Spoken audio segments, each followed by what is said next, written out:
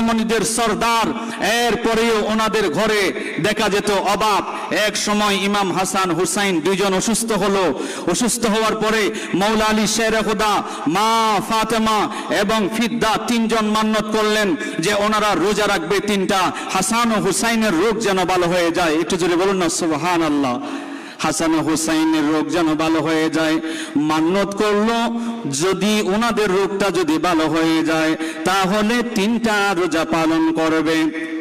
মা ফাতেমা রাদিয়াল্লাহু তাআলা আনহা, মৌলা আলী শেরে খুদা, ফিদ্দা, ওনারা তিনজন রোজা রাখলো।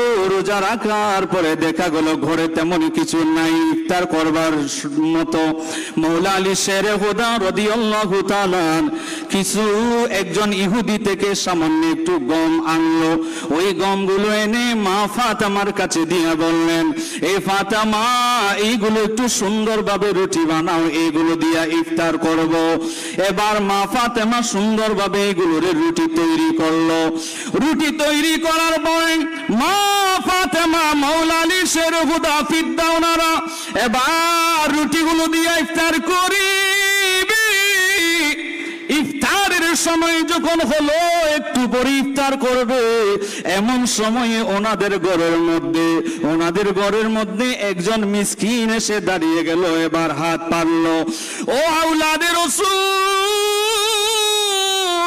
ও নবী বাগানের ফুল, আপনাদের ঘর থেকে তো কেউ খালি হাতে যায় না।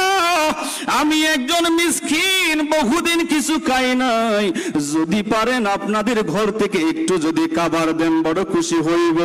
এই কথা যখন বলল, মা ফাতেমা রাদিয়াল্লাহু তাআলা আনহা দেরি করলেন না। উনি যে এই রুটিগুলো খাওয়ার জন্য ইফতার করবে রেডি করেছিল, মা ফাতেমা নিজের কথা ভাবে নাই, ওই রুটিগুলো মিসকিনের হাতে দিয়া দিলেন। সুবহানাল্লাহ বলেন। দ্বিতীয় দিন আবার রোজা রাখলো, আবার ইফতার করবে। ইফতারের সময় রুটি রেডি করলো। রুটিগুলো রেডি করিয়া এবার ওনারা সিদ্ধান্ত নিলেন এই রুটিগুলো দিয়ে ইফতার করবে। এমন সময় ওনাদের ঘরের মধ্যে আরেকজন এতিম ছেলে এসে এবার হাত পাতলো। এতিম এসে হাত পাতলো। আহলে বাইত কারা? দেখেন আহলে বাইত, রহমতুল লিল আলামিন দয়াল নবীজির আহলে বাইতের কি অবস্থা দেখেন। মা ফাতেমা রোজা রাখলো, মৌলা আলী শেরে খুদা রোজা রাখলো, ফিদ্দা রোজা রাখছে। ওনারা ইফতার করবে। ইফতারের সময় যখন হলো, এতিম এসে হাত পাতলো, ও আওলাদুর রাসূল, ও নবী পরিবার, যদি আপনাদের ঘর থেকে কিছু পাই, অনেকদিন কিছু খাই নাই, আমি একজন এতিম, যদি কিছু পাই খাইতে পারবো, কিছু দেন না আমাকে। এই কথা যখন শুনলো, মা ফাতেমা নিজের কথা ভাবে নাই, মৌলা আলী শেরে খুদার কথা ভাবে নাই, পরিবারের কথা ভাবে নাই। দ্বিতীয় দিনও ওই রুটিগুলো এতিমের হাতে উঠাইয়া দিলেন। সুবহানাল্লাহ বলেন। তৃতীয় দিন তিনটা রোজা মান্নত করেছিল। তৃতীয় দিন যখন আসলো, তৃতীয় দিনও এবার দেখা গেল সুন্দরভাবে রোজা রাখলো। রোজাগুলো রাখার পরে ইফতারের সময় যখন হলো, ইফতার করবে। আমার আল্লাহর কি পরীক্ষা!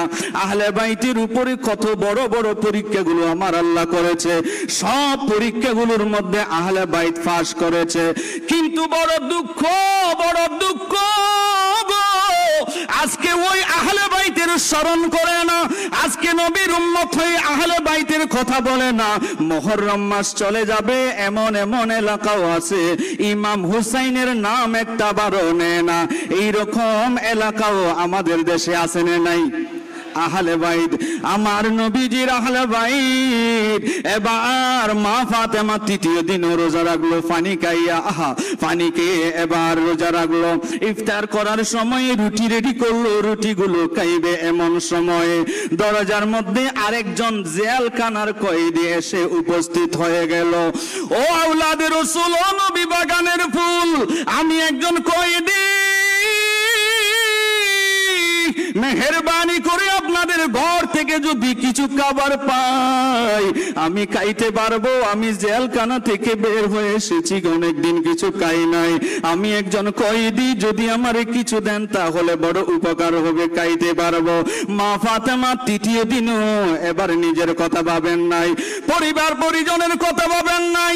ও মুরব্বী বাবারা, ও যুবক, মা ফাতেমা নিজেদের কথা না ভাবিয়া সেই তৃতীয় দিনও খাবারগুলো ওই কয়েদিকে দিয়ে দিলেন। সুবহানাল্লাহ বলেন। তৃতীয় দিনও দিয়ে দিল। আমার আল্লাহ পরীক্ষা করলেন আহলে বাইতকে। এবার আহলে বাইতের পরীক্ষার মধ্যে আহলে বাইত যখন পাস করলো, আমার আল্লাহ কুরআনুল কারীমের আয়াত এবার নাজিল করলেন। আমার আল্লাহ আয়াতে কারিমা নাজিল করলেন, ওয়া ইউতঈমুনা আত-তাআমা আলা হুব্বিহি মিসকিনাও ওয়া ইয়াতীমান ওয়া আসীরা। সুবহানাল্লাহ বলেন। আমার আল্লাহ আহলে বাইতের শানে এই কুরআনুল কারীমের আয়াতে কারিমা নাজিল করলো। ও যুবক, আহলে বাইতের মুহাব্বত যার কলবে থাকবে না সে কখনো পরিপূর্ণ ঈমানদার হতে পারবে না। বাবাজিরা রে, গভীর মনোযোগ। ইমাম আজম আবু হানিফা রাহমাতুল্লাহি আলাইহি, সময় যেহেতু সংক্ষেপ, গভীর মনোযোগ। ইমাম আজম আবু হানিফা রাহমাতুল্লাহি আলাইহি মজলিসের মধ্যে বসা, এমন সময়ে উনি হঠাৎ করে দাঁড়িয়ে কাউকে যেন সম্মান দিল, কাউকে যেন সম্মান দিল। ইমাম আজম আবু হানিফা একটা মাযহাবের ইমাম, এইভাবে দাঁড়িয়ে সম্মান দিল, আহলে বাইতকে সম্মান দে। বড় দুঃখ, বড় দুঃখ গো। ইমাম আজম আবু হানিফা রাহমাতুল্লাহি আলাইহির মতো এত বড় একজন ইমাম আহলে বাইতকে সম্মান দে, কিন্তু বড় দুঃখ গো, নবীর উম্মত হইয়া আহলে বাইতকে সম্মান দিতে চায় না। এজিদের প্রশংসা করে, আহলে বাইতের প্রশংসা করতে চায় না। ইমাম আজম আবু হানিফা এইভাবে মজলিসের মধ্যে কিছুক্ষণ পর পরে দাঁড়ায়া যায়। কিতাবে লেখে ইমাম আজম আবু হানিফা এইভাবে 7 বার তিনি দাঁড়ায়া গেল। এবার মজলিস থেকে জিজ্ঞেস করা হলো, ও ইমাম আজম আবু হানিফা, এইভাবে আপনি দাঁড়ায়া দাঁড়ায়া কেন সম্মান দেন? কাকে সম্মান দেন? এইভাবে বারবার দাঁড়াইয়া আপনি সম্মান দিচ্ছেন, বুঝলাম না। ইমাম আজম আবু হানিফা ডাক দিলেন, আমি দাঁড়া দাঁড়া সম্মান দিই অন্য কাউরে না, ওই যে দূরে কতগুলো ছোট ছোট ছেলেরা খেলতেছে গো, ওই ছেলেগুলোর মধ্যে একজন নবীর আওলাদ আছে, একজন নবী পরিবারের সদস্য আছে, আমার নবীজির একজন বংশ আছে, ছোট ছেলে।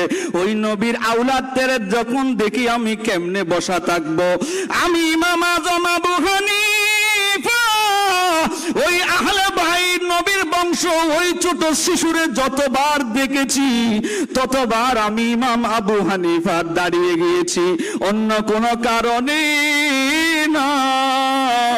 ওই আহলে বাইতকে সম্মান দেওয়ার জন্য, ওই আহলে বাইতকে ইজ্জত দেওয়ার জন্য, ওই ছোট আহলে বাইত ছোট ছেলেটার সম্মানের জন্য আমি ইমাম আজম আবু হানিফা দাঁড়িয়ে গিয়েছি নবীর আওলাদকে সম্মান দেওয়ার জন্য।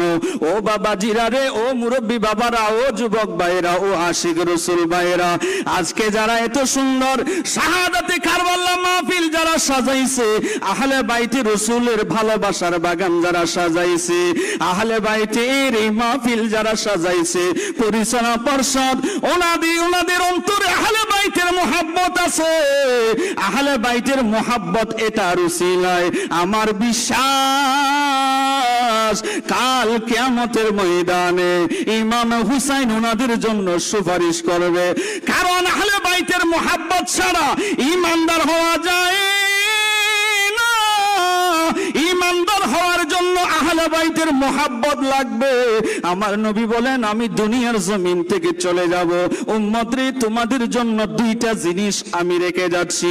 আমি নবীজি তোমাদের জন্য কোরআনুল কারীমা তোমাদের জন্য রেখে যাচ্ছি, আর তোমাদের জন্য আমি নবীজির আহলে বাইত, আমি নবীর বংশ রেখে যাচ্ছি।